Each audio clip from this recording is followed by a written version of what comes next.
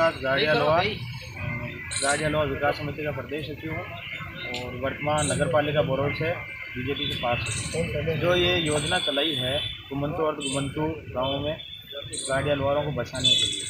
अब सरकार ने योजना तो चला दी, अब धरातल पर उस योजना का लाभ उठाने के लिए हम किसी कार्यालय में जाते हैं तो उसमें पहले फर्स्ट ऑफ प्रायोरिटी होती है जाति प्रमाण पत्र। अब जो प्रशासन जाति प्रमाण पत्र बना रहा है वो राजस्व रिपोर्ट दे के अकॉर्डिंग जाति अंकित करती है।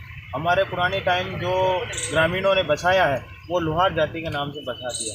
जो हिंदू भाषा में जो बोलते हैं हिंदू जो लोहार है वो गाड़िया लोहार है, वो लोहार नाम से चलते हैं। इसी कारण हमारा पंचायत और बाकी जो रिपोर्ट है उसमें लोहार नाम अंकित हो गया, जो कि ये सरासर गलत हो गया था पुराने।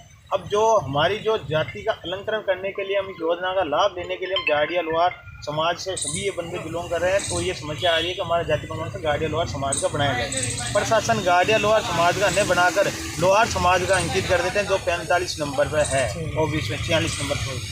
अब उसके अंकित करने से हमारे समाज के साथ सरासर अन्याय हो रहा है, गलत हो रहा है। वो धर्म परिवर्तन जैसा हो गया, कास्ट परिवर्तन हो गया। एक्चुअल में जो हमारा जो प्रातात्विक रिकॉर्ड और ऐतिहासिक देखे तो हम गाड़िया लोहार समाज ही हैं और हमारे गाड़िया लोहार समाज की सभी गोत्रें मिलती है, वही है। हम प्रशासन से यही मांग कर रहे हैं, सरकार से प्रशासन से, हमारी जाति को 2 भागों में नहीं बांटकर हमें गाड़िया लोहार का जाति प्रमाण पत्र दिया जाए, जो हम मुख्य धारा से कई योजना से जुड़ सकें और आने वाले जो शिक्षा के क्षेत्र में है उनमें हमें स्कॉलर छात्रवृत्ति नहीं मिलती, क्योंकि जो गाड़िया लोहार समाज के छात्र थे MBC कोटा उसमें 1% रिजर्वेशन देखता है, उसका लाभ बन जाए तो हमारे बच्चे शिक्षित हो जाएंगे, शिक्षा का प्रसार हो जाएंगे। वो हमें योजना का लाभ नहीं मिल रहा।